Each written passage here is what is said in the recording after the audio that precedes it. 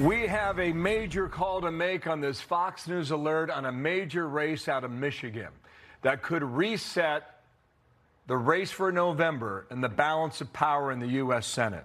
Abdul El-Sayed, age 41, ran for governor 8 years ago, unsuccessful against Gretchen Whitmer. This time, a winner against Haley Stevens. The Associated Press has made the call, and El-Sayed now will take his campaign head-to-head with the Republican Mike Rogers in November, and that will be one to watch. Wow. Dana's out today. I'm Bill Hemmer, live here in New York City as we roll on, but waiting on it, now we have it, Aish. We have it. It is a major shakeup, I think, for establishment Democrats who were backing Haley Stevens. I'm Aisha Husney. The other question is, how did the polls get it so wrong? This guy was up by double digits, Bill, and now we're looking at a 1-point lead, winning this primary by just 1 point.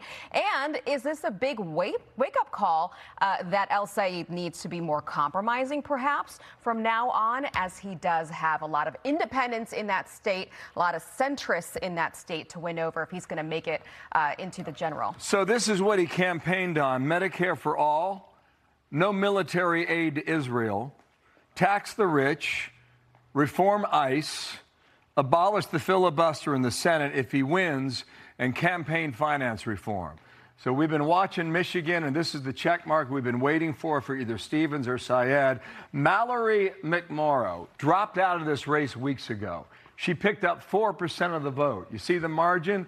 It's 1 percentage point. You just wonder, had she endorsed or not been in at all, or dropped out some time ago and her name did not appear on the ballot, maybe this would have been different. But here is the case now. Haley Stevens rode a wave of support on behalf of AIPAC, upwards of $30 million to take down Sayed, and Sayed has defeated that brushback pitch against him in this campaign. And we talk about Wayne County. She won it by 6 points. That's Detroit. That's kind of where she needed to be. Up in Oakland County, she won it by almost 7 points. Pretty impressive where she needed to be. Macomb County, up by 7.5 points, where she needed to be. But Sayed was driving up numbers in different parts of the state. Very good down here in Washtenaw for his campaign, almost 25 points in the victory. And out here in Grand Rapids, a bit of a surprise here in Kent County. He won the county by 61 points. A lot of smaller colleges in that part of the state. And really, this is, well, it used to be Gerald Ford country. But the demographics have changed in Michigan. That's where Ford's presidential library is. Been a hotbed for Republicans for a long time, and nobody knows that better than my guest right now, Ronna McDaniel, former head of the RNC. Ronna, what does this victory mean, not in a blue dot district in New York City, but in a purple state of Michigan? Oh, I think this is going to energize Republicans. Republicans who have been dormant a lot in the past few midterms, have sat out midterms, have not paid attention to the midterms, and suddenly they are awake and aware of the threat of the most dangerous ticket that Democrats have ever put forward. Not just with Sayed. They have an attorney general nominee, a Soros-backed attorney general nominee named Ellie Savitt.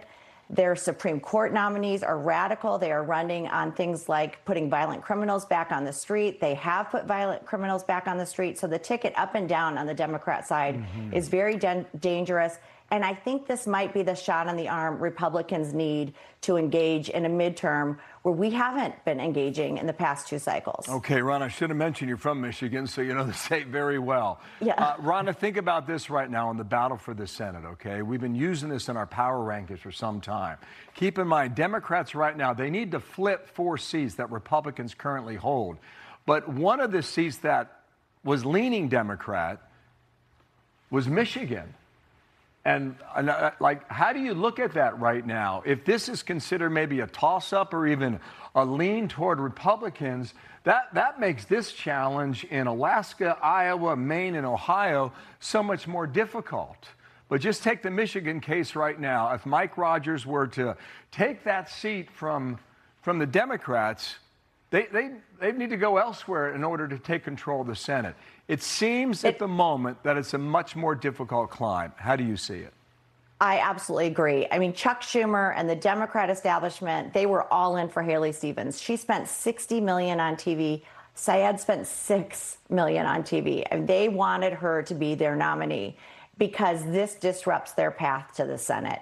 And one other thing, Bill, Michigan's a straight party ticket state. So you go vote R at the top of the ticket. We're one of 8 that still employs this. This helps us with the House, too, in districts like Tom Barrett, where they elected a DSA candidate against him last night. So this is going to help us across the board, not just in Michigan, but nationwide for prospects for Republicans in these midterms. Mike Rogers was on the air about 2.5 hours ago. Now, this is what his race was against Alyssa Slotkin. He lost, but only lost by 0.3 percentage points. It was that close. And Rana, many people are saying that the reason it was that close is because of what Donald Trump did all over in these rural areas in the Upper Peninsula.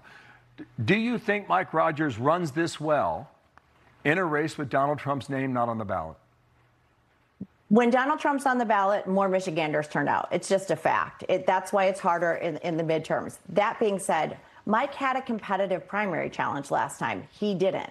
The competitive primary challenge has been on the Dem side this time in August. So now they've got to unite and try and mobilize. And let's see if these Haley Stevens voters come out for Sayed. It has expanded the Republican map on who we can reach.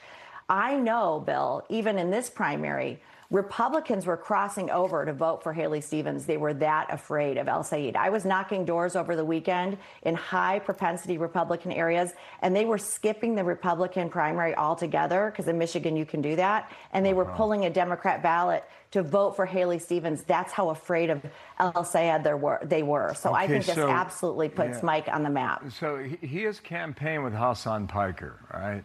Hassan Piker said America deserved 9/11. I'm from Ohio. I don't think Michigan's that different from Ohio. No. I don't know how it's going to fly, but go ahead and roll this. Soundbite number 3. Watch here.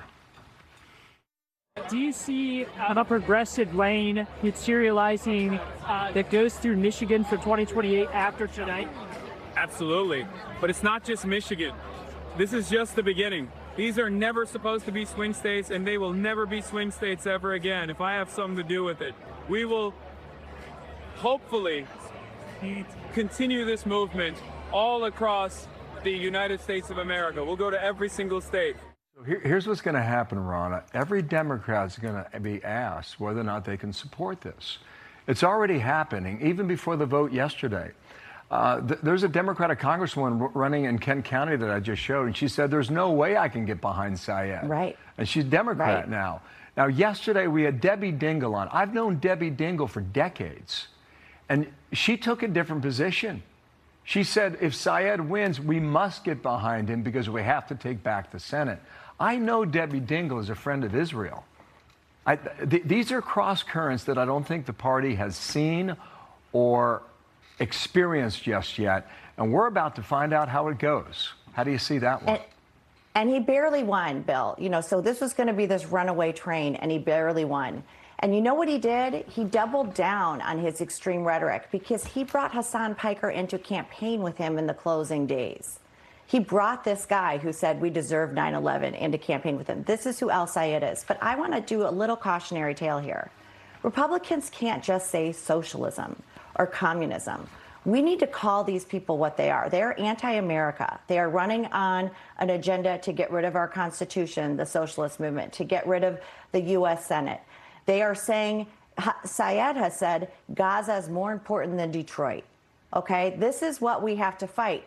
And where he had huge wins last night, big margins, Washtenaw County, where University of Michigan is, Ingham County, where Michigan State is. You mentioned Kent County, where, a lot of universities are. Those college kids are not on campus right now. School hasn't started. So that is where they're going to be. And we as Republicans can't just use platitudes like socialism. We need to show people how scary this ticket is, because if he gets in, this is the new movement for the Democrat Party, and it's scary for our country. Okay. Rana, thanks for coming on. Rana McDaniel, appreciate it. We'll stay in contact. And also right now,